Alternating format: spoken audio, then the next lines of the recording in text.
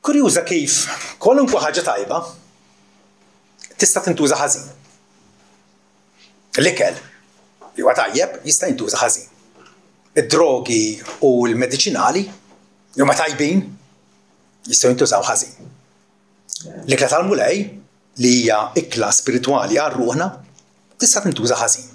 Fatti mill-bidu minn żmien l-Apostli għandna din il-Knisja f'Korintu li kienet qed tabbuża minn din l-ikla qaddisa u kienu qegħdin jagħmlu kjas ħieħ u Pawlu fittex u jqbilhom sabiex jikkorreġihom u jerġa' ipoġġihom fit-triq tajba. L-ikla tal-mulej hija maħsuba għal ġid u l-avvanz spiritwali tagħna. Imma meta nipparteċipaw fiha allura rridu noqogħdu attenti li qegħdin nieħdu sem denju minn din l-ikla. Mhux sempliċement brutina jew b'mod mekkaniku, imma nieħdu ħsieb u noqogħdu attenti li l-parteċipazzjoni tagħna fiha sinifikat li nafu x'qegħdin nagħmlu. Spurgeon, u llum se nikkwota diversi awturi u predikaturi mill-antik, sapportuni għaliex tant tkellmu b'mod elevat u b'mod sabiħ dwar din l-ordinanza illi ma stax nissapporti.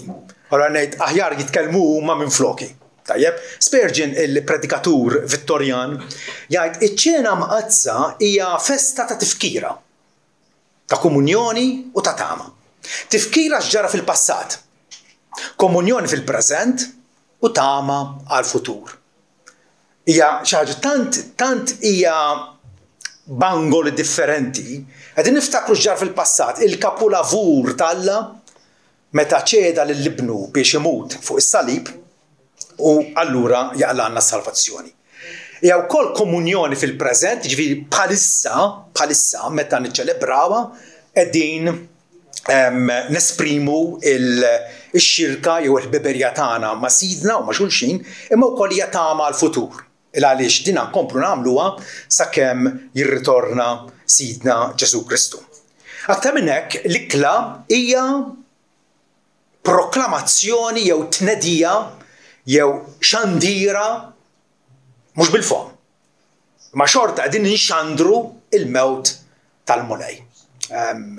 Warfield, teologu Amerikan, jgħid li fl-Ewkaristija Kristu isir reali għalina mhux biss bil-kelma. Aħna normalment naħsbu li bil-kelma aktar ma nsiru nafu l-Bibja, aktar nsiru nafu l-Kristu. U veru, m'għandix dubju, u veru. Imma wkoll issa b'mod viżibbli, b'mod li intemuh, b'mod li missuh, Kristu wkoll huwa mod li jilna. Fl-Ewkaristija Kristu jsir reali għalina mhux biss bil-kelma, imma wkoll bis-simboli ta' ħobs u mbit li jirrappreżentaw viżibbilment is-sakrifiċċju tiegħu. Jirreferi għalihom bħala simboli. U infatti anke Pawlu jgħid illi kull darba li tiklu tal-ħobs u tixorbu t-tazza tniedu l-mewt tal-mulej sakemm jerġa' jiġi. Pawlu m'għandux dubju li l-ħobs huwa ħobs anke meta nkluh. Però huwa simbolu sagru. Huwa simbolu qaddis.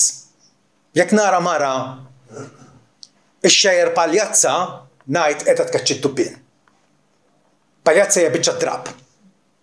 Jekk nara l-istess mara ix-xejjer il-bandiera Maltija u bandiera wkoll biċċa drab. Ngħid dik hija mara patriotta. X'differenza x'vera. L-istess drab imma hemm simbolu fil-bandiera. Dik il-bandiera tfisser xi ħaġa. Meta ikun hemm is-salut tas-soldati Maltin li jħobbu jagħmlu dan il-ċerimonjal u jgħaddu quddiem il-President ta' Malta, tajjeb, dak is-salut huwa qisu reċta simbolika. Qed juru rispett u lealtà lejn il-kap ta' pajjiżna mhux vera. Meta titlaq ħamiema biex ittir, mhux l-istess bħalma titlaq gardel jew għasfur tal-bejt. Il-ħamiema hija simbolu tal-paċi u xfera, jew tal-libertà. Dan is-simboli aħna narfuhom, nirrikonoxxuhom u ngħixuhom. Bħala Kristjani għandna din l-ikla li iva hija simbolika, però hija aktar minn simbolika.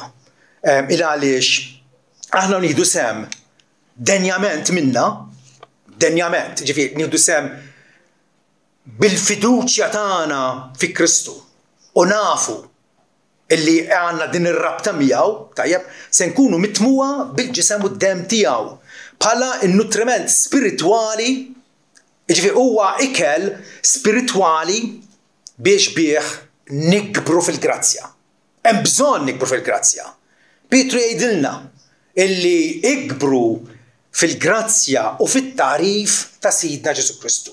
Avolja jista' jkun avvanzajna xorta waħda hemm lok għal aktar progress.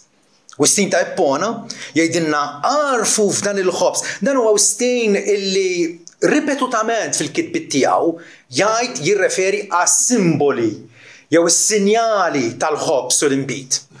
Imma araw xajt iżjed. Għarfu f'dan il-ħobs x'kien imdendel mas-salib u f'dit tazza x'gelgel minn ġenbu. Għax Ġesu ġabilna islim billi offra lilu nnifsu. Hija ikla illi fija se narfu aktar lil Ġesu Kristu. Matthew Henry, il-famuż kummentatur fuq il-Biblja kollha, kapolavur ta' teoloġija. Ta' Matthew Henry qal l-ikla tal-mulej hija s-sinjal estern u viżibbli iva qegħdin naraw l-elementi, qegħdin nitolbu fuqhom, qegħdin jiġu distribwiti jitqasmu. Allura huwa sinjal estern u viżibbli ta' grazzja ġewwiena u spiritwali, tifkira solenni tal-mewt ta' Kristu u l-parteċipazzjoni tal-fidili fil-benefiċċji tiegħu. Meta jiena nieħu sem x'qiegħed qed nipparteċipa flimkien magħkom u hekk għandu jkun din mhix ikla għal individwu għal xi ħadd wieħed biss jew waħda biss għall-Knisja. Għall-Knisja miġbura. Allura fija nipparteċipaw mill-benefiċċji ta' Kristu. George Whitefield, evanġelista renomat tas-seklu 18, jgħid fiċ-ċena tal-mulej għandna applikazzjoni friska tal-benefiċċji tal-mewt ta' Kristu. Applikazzjoni friska. Bħal kieku għandek matul il-ġimgħa ħdimna u kumbattejna u ġrejna l-awwelin, missa bżonn nerġa' nesperjenza aktar u aktar l-imħabba ta' Kristu, il-benefiċċji ta' mewtu u tifkira jkompli jgħidilna kemm ta' bilħaq niddependu fuq is-sakrifiċċju tiegħu. Kif jiena nista' nesprimi kemm ta' bilħaq jien qed niddependi fuq dak li ġara fuq il-Kalvarju, ħansejħulu l-kapolavur tagħna għas-salvazzjoni tagħna. Billi iva flimkien magħkom nieħdu semm mill-ikla il għaliex hemmhekk inkunu qegħdin nuru illi qegħdin niddependu, qegħdin nafdaw mhux fina nfusna imma fi Kristu Ġesu. Bl-ikla tal-mulej l-unjoni u l-komunjoni tagħna miegħu huma konfermati. Meta ngħid ikkonfermati, jiġifieri hemmhekk qegħdin imma jista' jkun qed jidħollok xi dubju jew xi eżitazzjoni jew forsi tlift is-sens ta' direzzjoni kull darba u għalhekk huwa tajjeb li nagħmluha sikwit. Niċċelebraw sikwit l-ikla. Illa għaliex hemmhekk il-fidi tagħna se tkun ikkonfermata. John Owen, teologu Ingliż tas-seklu 17, jgħid iċ-ċena hija l-oħla element u l-aktar difin fil-qima ta' Kristu. Kif inqimuh l-aħjar Kristu?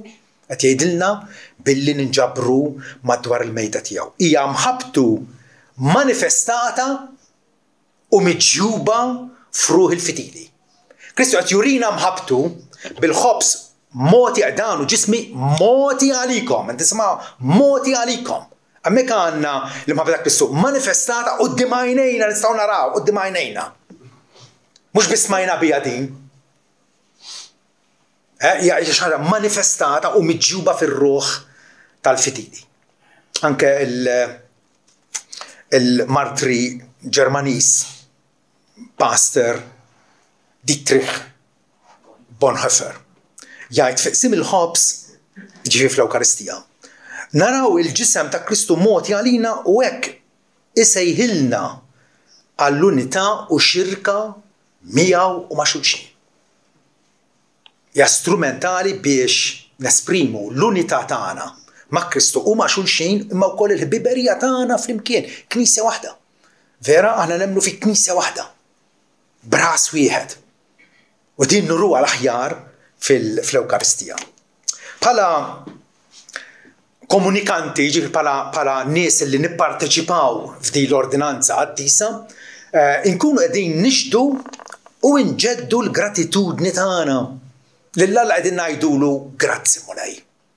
Talli intalt fil-miżerja tagħna, lajtna mill-ispira tal-kundanna u issa poġġejtna fuq it-tron flimkien ma' Ibnek Ġesu. Qegħdin ngħidulu grazzi, qegħdin nuru li napprezzaw din ir-rabta li għandna miegħu vera.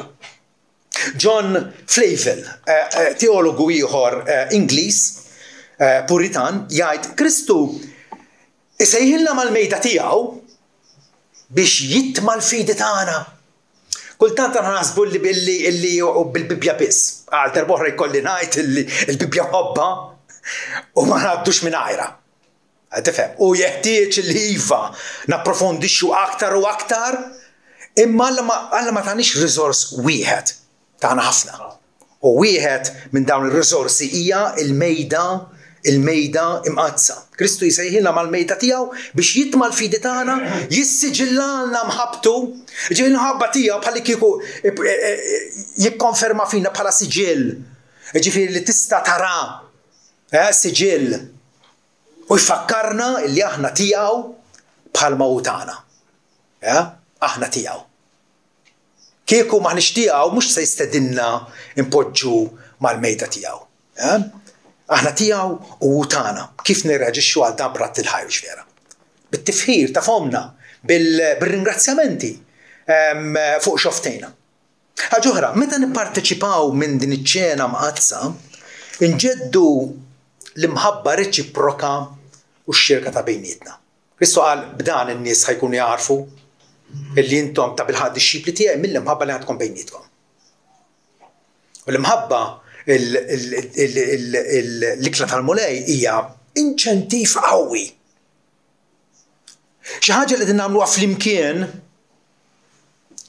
biex aħna nżidu u noktru fl-imħabba lejn xulxin. Meta nitgħallmu nħobbu xulxin, ħankunu kapaċi nħobbu wkoll lill-edewwa tagħna li huma barra. Ma Kristu jrid l-imħabba tibda fil-familja tiegħu. Fostna. U għalhekk jistedilna mal-mejda tiegħu. Jonathan Edwards, il-teologu Amerikan, l-ikbar teologu Amerikan da, fis-seklu 18 jgħidilna ċ-ċena tas-sit hija festa ta' komunjoni spiritwali. Fis-sakrifiċċju ta' Kristu huwa esibit u siġillat. Ġifieri Kristu bħalli kieku qed jgħidilna is-sakrifiċċju tiegħu sar darba għal dejjem fuq il-Kalvarju, imma ma narawx. Ma konniex hemmhekk. Ma konniex preżent, ma konniex spettaturi fuq il-Golgota, tifhem. Imma Kristu bl-ikla tiegħu qiegħed jesebixxi il-mewt tiegħu. Innotawx qal dan hu ġismi moti għalikom. Is-sakrifiċċju ta' Kristu huwa esibit u siġillat hekk li anqal il-qalb għall-imħabba u bidjenza akbar. Meta naraw il-mħabtu murija qudiemna, allura mbagħad il-qalb tagħna se tirrispondi b'imħabba akbar. Il-komunjoni jew l-Ewkaristija hija sagrament għal nies ikkonvertiti, mhix għal kulħadd. Hija nies li jafu li Ġesu Kristu. Ma tagħmel sens illi għandek xi ħadd illi m'għandu ebda interess fi Kristu li mhux vera niedem u jersaq biex jusem. U aħna noqogħdu attenti daqs kemm huwa umanament possibbli li dan ma jsirx. Din hija festa, hija ikla għan-nies tiegħu, għad-dixxipli tiegħu, dawk li huma magħmda f'isem it-Trinità, wara huma imsieħba fil-Knisja. Il-katekizmu ta' Heidelberg kienet waħda, belt fil-Ġermanja, belt sabiħa ħafna. Isu fi żmien l-assedju l-kbir inkiteb katekizmi kemm inkitbu. Mijiet, jekk mhux eluf ta' katekizmi inkitbu matul. Però daw wieħed mill-katekizmi li baqa' u baqa' sal-lum. U jeżisti bil-Malti wkoll. Tantu katekizmu personali u sabiħ. Fih ftit iktar minn mistoqsija. Ma mistoqsija minnhom numru 81 tajt min għandu jipparteċipa fl-ikla tal-Mulej. Hija daqshekk importanti. Min għandu jipparteċipa? Dawk iwieġeb li huma dispjaċuti bihom nfushom minħabba dnubietom u madankollu jafdaw li bis-sofferenzi u l-mewt ta' Kristu dnubietom huma maħfura. U d-djufija li għada fihom hija mottija. Li wkoll jixtiequ kull ma jmur illi jsaħħu l-fidi tagħhom u jemendaw ħajjithom. Imma l-ipokriti u nies blandiema jieklu jixorbu ġudizzju għalihom infushom qed jagħmel distinzjoni. Palma difatti jagħmel l-Apostlu Pawlu x'vera. Illi din l-ikla hija maħsuba għal dawk li jarfu l-Kristu, għal dawk li huma uniti miegħu permezz tal-fidi. Dawk li huma maħfura. U jafu li forsi iva fadlilhom djufija, fadlilhom inkonsistenzi, mhumiex qed jobduh lil Mulej daqs kemm jixtiequ u jafuh dan dik li għalik biex tikkonfermak fil-fidi tiegħek, biex issaħħek. Bħalma tieħu l-mediċina x'vera, ħad biex tissaħħaħ. Tħossok li m'intix denju tersa għal komunjoni. Jiena ħaġa waħda ngħid l-Ewkaristija hija għal nies indenji. Ejju nkunu onesti. Ħadd minnha mhu denju. Ħadd minnha. Kollha kemm aħna jekk nollu jew nippuntaw subajna ħadd ieħor għandna xi nxommu taħt qabna. Ħadd mhu denju, imma il-ħaġa determinattiva hija intix maħfur jew le. Intix qed tgawdi l-maħfra t'Alla il għaliex afdajt ħarist bil-ħarsa tal-fidi lejn Ġesu Kristu u qed iżommu bħala t-tama tiegħek. U allura jekk inti tħossok dgħajef jew forsi m'intix denju li tieħu sem, żewġ affarijiet għamel. Tgħallem esprimi l-għali u d-dieqa tiegħek mal-missier għajdlu illi inti mdejjaq bik innifsek. Illi il-prestazzjoni tiegħek mhix tajba.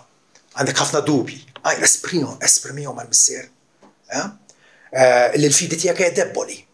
Dak il-missier dak it-tifel epilettiku mhux hekk għamel, vera. Ġesu għallu kollox jista' jkun għal min jemmen. U dak il-missier b'nofs disperament għallu Mulej jien nemmen. Imma għejn in-nuqqas ta' fidi tiegħi. Għandna fidi, imma fidi perfetta li mhijiex. Fidi li qed tissaħħaħ. U għaddaqstant iva allura itolbu l-missier u ħabbrek bit-talb u meditazzjoni fuq il-wedi tal-Evanġelju biex tirriżolvi dawk id-dubji. Biex ittajjar minn nofs kull tfult fi xkil illi qiegħed iċaħdek milli inti tgawdi komunjoni, li inti tgawdi dil-ħbiberija li Ġesu qed jistedinna għalija. Ġesu jgħidilna speċifikament qed ngħidilkom dal-ħwejjeġ biex il-ferħ tiegħi jkun fikom u biex il-ferħ tiegħi jkun sħiħ fikom. Ġesu ma jgħidniex nies bil-geddum, irridna nies ferħanin fih u minħabba fih. Minħabba il-sakrifiċċju tiegħu illi bih ħabbibna mal-missier. Allura, qabel nirċievu s-sagrament, qabel nirċievu mill-mejda tas-sit, qabel ma nersqu, irridu nitħejjew għalija. Meta nitħejjew, ġifi anke mill-ġurnata ta' qabel. Illi nibda niftakar għada huwa l-ewwel jum tal-ġimgħa. U għada għandna din it-tradizzjoni fil-kongregazzjoni tagħna illi niċċelebraw l-ikla tal-mulej. U allura moħħok se tibda torjentaħ biex tieħu l-massimu minn din l-ikla. Il-massimu. Ġifi Alla qed jifrixilna mejda ta' ikel. Imma jekk inti ħadd ittersaq mingħajr aptit jew b'nofs kedda qabli ma tiswilek xejn. Rridu nitħejjew għalija l-ewwel nett billi neżaminaw lil nfusna dwar kwalunkwe nuqqasijiet. Pawlu jgħid, kull min jiekol il-ħobs jew jixrob it-tazza tas-sit indenjament ikun ħati tad-dnub kontra l-ġisem u d-dem tas-sit. Jekk taqbad paljazza u taffiġa taħt saqajk, ħadd ma ħejlek xejn. Biċċa drab. Meta taqbad bandiera u taffiġa taħt saqajk, rad biċċa klip ta' xi ħadd li mar neħħa l-bandiera tal-Ukrajna minn wara jew kien xi ambaxxatur tal-Ukrajna. Għetu da tara għalih, u bdew jġildu fis-sala, bdew jġildu. Dik il-bandiera tfisser ħafna. L-istess ħaġa, din l-ikla għalina tfisser ħafna u ikun għajba għalina li nħdu semmilna indenjament. U Pawlu allura jgħidilna li persuna għandha teżamina li anfisha u hekk tiekom il-ħobs u tixrob mit-tazza. Eżamina li hekk innifsek. Mhux b'tali mod umanja ħansiru morbidi u ħanfissaw u b'xi fobja, le. Le, imma meta nieqfu mqar minuta u ngħidu l-andament tiegħi matul dil-ġimgħa li waslet biex tispiċċa. Kif kien? Għall-aħjar, għall-ar, għajt fejn kont, għandi aspirazzjonijiet ogħla lejn Kristu u l-qdusija tiegħu. Tajjeb li neżaminaw lil nfusna illa għaliex l-ikla fiha nfisha hija inċentiv għall-qdusija. L-ikla tistedinna biex nitqazzu biex nistqarru dnubietna qabel nersqu u nirriżolvu illi nimxu mixja denja ta' Kristu bħala dixxipli tiegħu. Ora rridu nkunu nafu x'qegħdin nagħmlu. Rridu nkunu nafu x'qegħdin nagħmlu. L-Ortodossi Griegi jagħmlu l-trabi u dakinhar stess ukoll jagħtuhom il-ħobs u l-inbit. Tifhem. Meta Pawlu qed jgħidilna eżaminaw lilna konfu kif tarbija tista' teżamina nfisha. Tista' tkun taf x'inhi tagħmel. Rridu nkunu nafu x'aħna nagħmlu mhux bla doċċ, mhux bit-traskuraġġ, mhux bla ħsieb. L-iskrittura tindirizzana bħala nies li għandna raġuni, għandna kuxjenza, nafu li nsabu kontabbli quddiem Alla u allura rridu nistaqsu. Il-fidu l-indiema tiegħi huma attivi minn ġimgħa l-oħra għaddejjin f'dan il-pellegrinaġġ. Il-fidu l-indiema tiegħi huma attivi, naraf u nitaxxa fl-imħabba ta' Kristu. Qed nitaxxa fih. L-imħabba tiegħu propjament lejja. Dik il-sens ta' faxxinu li kellu l-Apostlu Pawlu meta qal jiena msallaq ma' Kristu meta kollu jien ngħix ma' mhux jien, huwa Kristu li jgħix fija. U l-ħajja li ngħix issa ngħixha bil-fidi f'bin Alla li ħabb lili.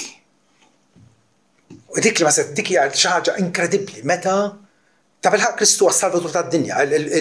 Il-Samaritani qalu u għandhom raġun. Kristu għas-salvatur tad-dinja. Kull ma ħajsalva bil-Kristu. Bebda mod ieħor, bebda persuna oħra. Imma kemm differenti meta ngħid Kristu ħabb lili. Bħal David mulejjin ta' Alla tiegħi u Alla ta' Israel. U Alla ta' ħafna nies. Imma mulejjin ta' Alla tiegħi inti l-blata tiegħi, inti l-ken tiegħi. Li kien tagħmlu qed tistedinna għarfu fiex intom qabel tersqu. Xi kwalità ta' mħabba qed tesprimi lejn Ġesu u lejn ħutek. għax huma wkoll werrieta miegħek tal-ħajja eterna. Qed tavvanza jew qed tinsab ikkakkmat, mwaħħal. Jew xi kwalità ta' xewqat għandek biex titqarreb aktar lejn Kristu. Il-kelma Maltija tradizzjoni meta nitqarbnu, qed toqrob lejn Kristu, qiegħed tersaq lejh biex issir tafu aħjar. Waħda mill-għanijiet sbieħ li nkantaw. Aktar dwar Kristu rrid naf. Il-grazzja nuri l-oħrajn, ħanara l-milja tal-fidwa. Mhux fidwa bħala kelma li tfisser xi ħaġa bewet ieħor naf x'inhi. Le, nara l-milja tal-fidwa. L-għolu, il-font, il-wisa u t-tul tal-imħabba tal-għalija. Nara l-milja tal-fidwa, nara l-imħabba f'Ġesu r-raj. Iva aktar dwar Kristu, iva aktar dwar Kristu. Ħanara l-milja tal-fidwa, nara għalija u x'jiswa. U l-aħjar post fejn tara l-imħabba ta' Kristu hija fl-Ewkaristija. Ħasaqsi lek innifsek u għajt l-ubbidjenza tiegħi lejn Sidi Ġesu. Hija friska jew immuffata. Immuffata ġifieri li darba kelli din l-esperjenza 3 snin ilu, imma issa jisni. Imħabba friska. Hija mħabba pronta jew binkejja. Speċi biex toġob il-martek. Jew il-ġenituri tiegħek. Hija mħabba grata jew mekkanika. Hija mħabba motivata, jiġifieri taf għalfejn għandek tħobbu l-Ġesu, taf kapaċi tagħtina raġun waħda għalfejn kapaċi tagħtina raġun waħda. Kapaċi tagħtini 10, kapaċi tagħtini 100 minn ma tieqaf. Aktar dwar Kristu rrid naf. L-ikla tiegħu hija qisu kull darba għandna xprun, għandna tingiża ħelwa nieħdu pjaċir biha. Biex il-Kristu nsiru nafu aħjar. U anke waqt il-komunjoni, waqt li qegħdin nieħdu sehem. Xi ġiledu li ma mhux aħjar ndoqqu xi ħaġa waqt li qed jitqassam id-doqqa. M'intix kapaċi tieqaf daqsxejn bil-kwiet, bil-meditazzjoni u tagħmel propjament dak li qallek Ġesu biex tagħmel tiftakar fih. Għandek bżonn il-mużika toġobni jiena. Kważi ħafna minnha ma jgħaddux minnha mużika. Qed tifhem, imma hemm ħin għal kollox kif qalilna Salamun. Hemm ħin biex titwieled u biex tmut, hemm ħin biex torqod biex tqum, hemm ħin biex tistrieħu biex taħdem. Waqt li l-ikra tal-mulej xogħolok hu tiftakar fih. Komunjoni miegħu. U allura rridu nerfgħu ħarsitna l-mulej b'kull reverenza qaddisa u attenzjoni. Ħantih l-attenzjoni tiegħi għax naf li issa matul il-ġimgħa ħajkolli ħafna impenji, ħafna bżulija, ħafna ġiri.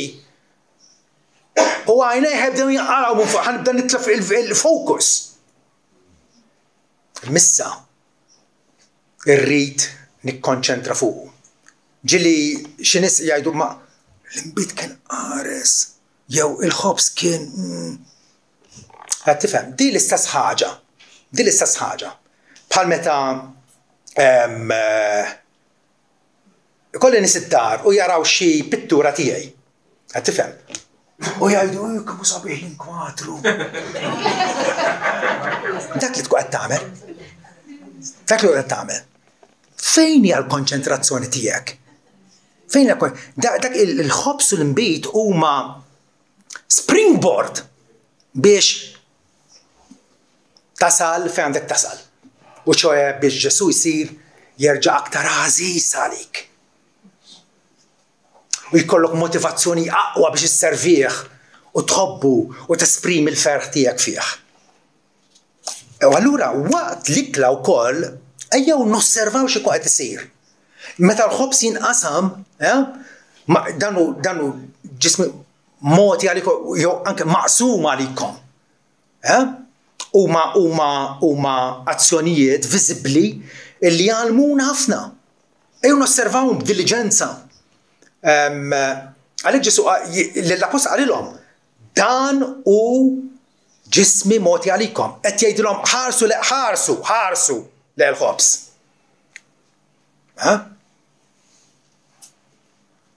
U rridu wkoll waqt l-ikla niddixxernu il-ġisem tal-mulej. Vers 29 Pawlu jgħidilna min jiekol jixrob bla ma jiddixxerni jew bla ma jaraf il-ġisem jiekol jixrob ġudizzju għalih innifsu.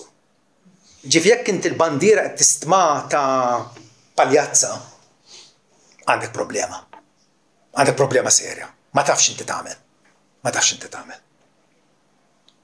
Waqt l-ikla wkoll ejjew nitgħallmu nimmeditaw b'affezzjoni fuq il-mewt u s-sofferenzi tiegħu.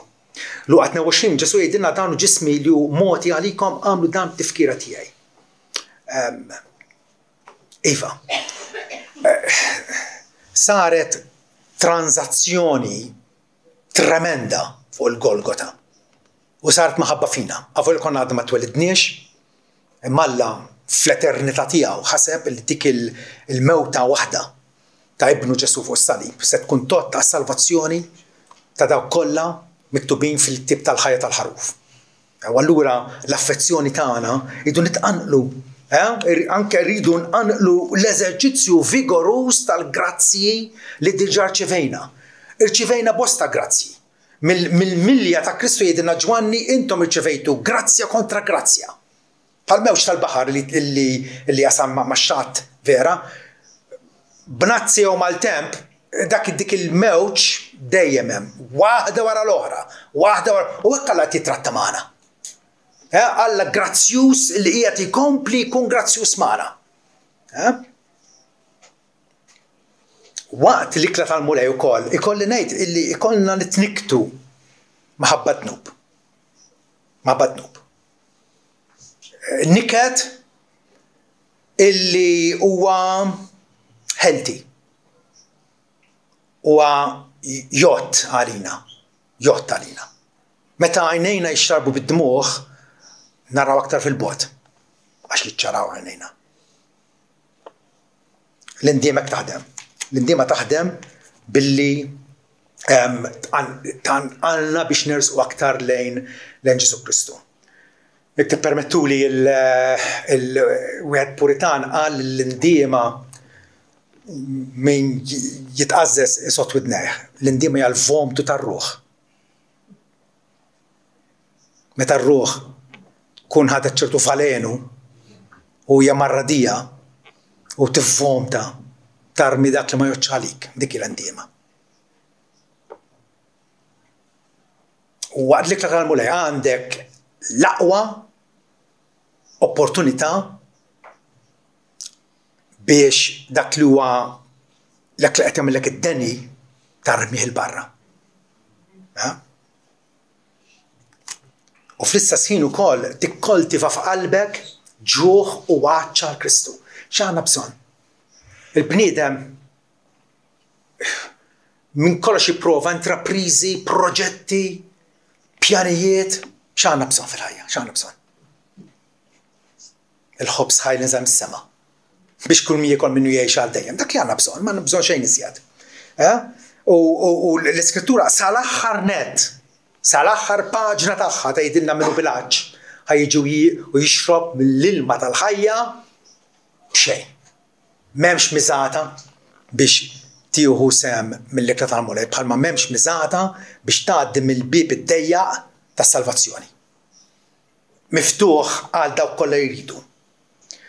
Bernardu fil-seklu 12 kien patri, però kien wieħed mill-luminarji kbar tal-Medjuevu. Kiteb ħafna meditazzjonijiet fuq l-anja ta' Salamun, kitbiet li vera jispirawk u jagħmlu lek il-ġid. U kien jikteb ukoll għanijiet da Bernardu. Waħda minnhom tibda biex ħajtek, ara Ġesu imqar il-ħsieb dwarek jimlili ħobbi bil-ħlewwa. Iżda wisq oħla jkun meta narak wiċċ imwiċċ u nistrieħ fil-preżenza tiegħek. Bl-Ingliż tinsta maħjar għax tirrima. Imma ħudu l-sugu tagħha. imqar li naħsbu dwar Ġesu. U Ġesu x'qed jgħidilna aħsbu dwar iftakru fija. Dan huwa l-bżonn essenzjali tagħna. U l-qalb timtela bil-ħlewwa. Aħseb wara meta mbagħad naraw wiċċ imwiċċ. Għalhekk waqt l-ikla tal-mulej ukoll irridu li bil-fidi issa. Bil-fidi. Għalhekk ma toċ għal nies mhux konvertiti għax m'għandhomx fidi. Ma bil-fidi nitimgħu lilna nfusna b'Ġesu. Ġesu jiftakru d-diskors ta' Ġesu meta qal li jien huwa l-ħobs ħaj li nżilt mis-sema biex kull min jiekol minni jgħix għal dejjem u missirietkom kielu manna fid-deżert imma mietu xorta waħda. Ma dan huwa l-ħobs ħaj niżel mis-sema. Jekk wieħed ma jikolx ġismi u jixrob demmi m'għandux ħajja fih. Hemmhekk ma kienx qed titkellem dwar l-Ewkaristija. Kien titkellem dwar is-sakrifiċċju tiegħu li kellu jwettaq fuq is-salib. Li aħna jeħtieġ li nemmnu fih għas-salvazzjoni tagħna.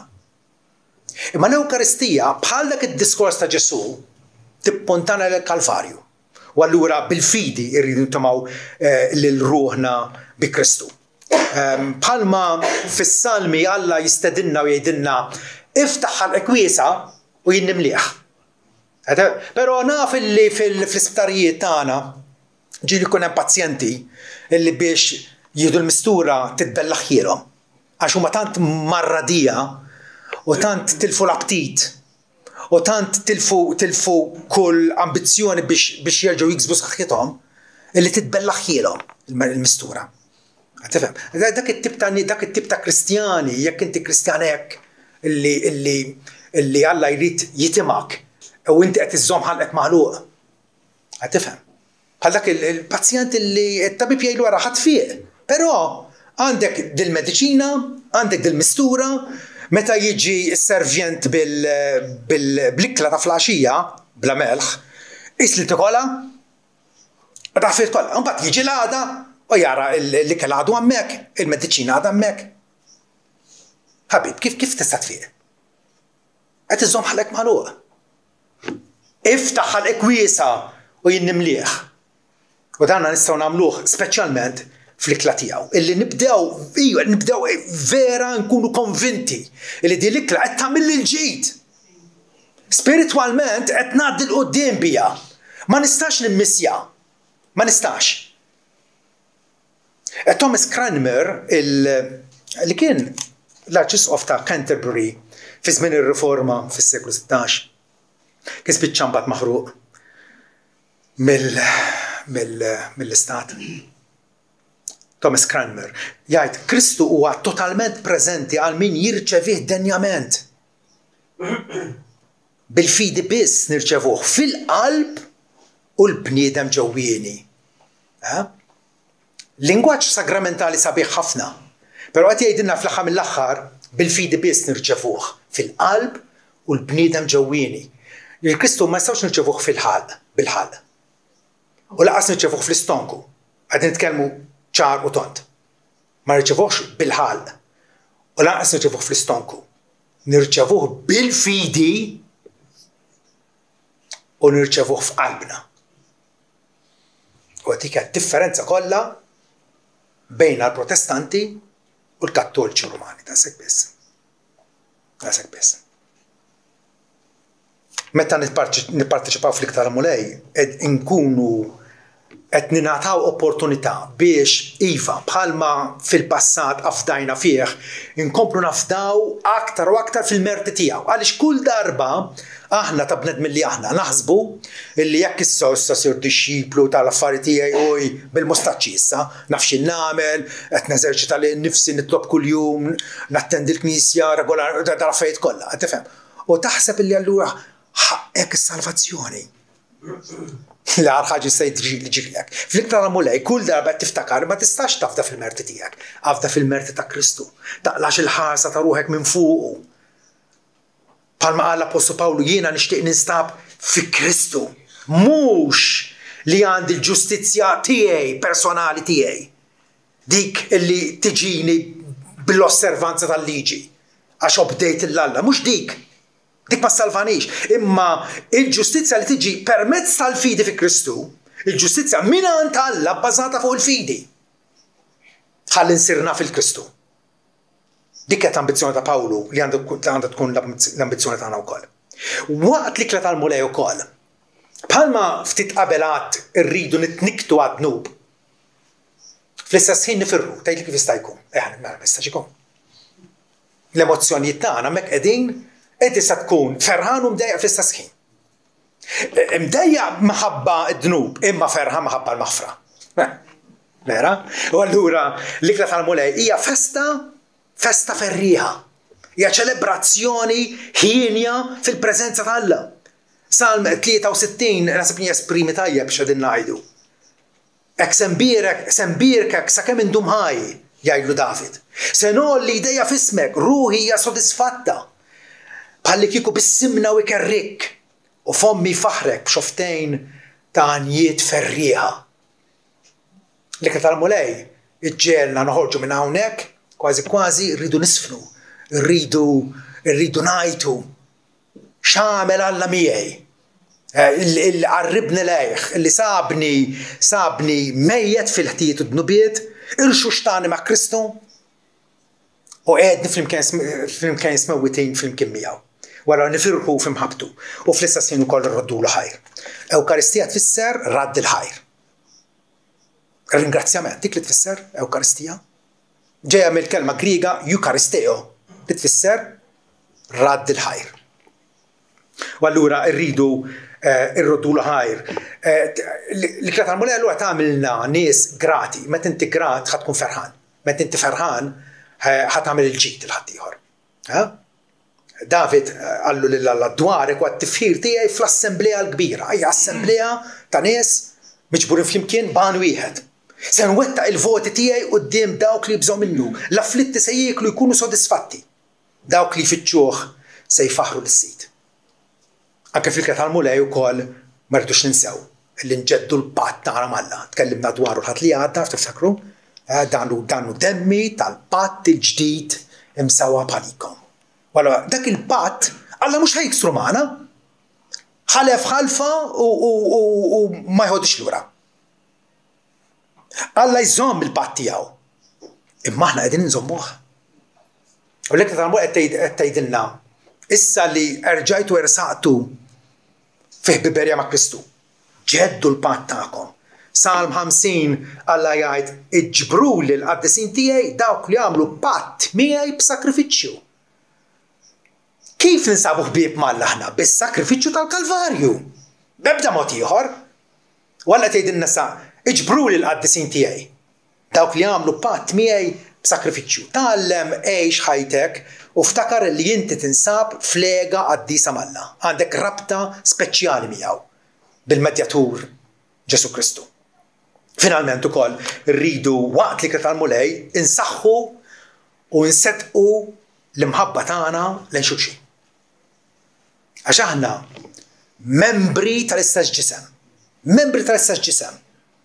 Minix waħdi f'dal-vjaġġ, laqas inti minti waħdek, imma l-koll flimkien. Il-koll flimkien. U allura rridu l-imħabba tagħna naġevolaw għal quddiem. Kif se nitqanqal biex jiena nagħmel il-ġid il-ħadd ieħor brieda tajba mingħajr interessi? Billi niftakar x'għamel Kristu għalija. Kristu għamel wisq għalija. U allura minn dik l-abbondanza ta' mħabba rċivejt kapaċi ngħaddi għal koll il-ħadd ieħor. Mhux vera. Il-disċipli fil-bidunet Luqa jgħidilna li dawn iddedikaw irwieħhom għat-talim tal-apostlu għax-xirka fi qsim il-ħobs, ġifieri jkunu jagħmlu l-Ewkaristija, u fit-talb. Dik kienet il-ħajja tagħhom illi jitolbu, jieħdu sehem mill-ikla tal-mulej u jixxierku flimkien. Għaliex għax għandhom l-istess sehem u l-istess interess fl-istess Salvatur. John Flavel jgħidilna li Kristu għal-ħajja tar-ruħ. Kristu għal-ħajja tar-ruħ. U l-feliċità tal-qalb u l-kuruna tar-ras. Min għandu l-Kristu għandu kollox. U min m'għandux il-Kristu m'għandu xejn affattu. Fejn tinsab inti. Jekk għadek barra għal qed jistiedek biex tidħol fil-familja tiegħu. Però jekk inti ġewwa u inti wild talla maħutek tista' tavvanza l-qudiem tant li tagħmel differenza enormi fis-soċjetà li tgħix fiha.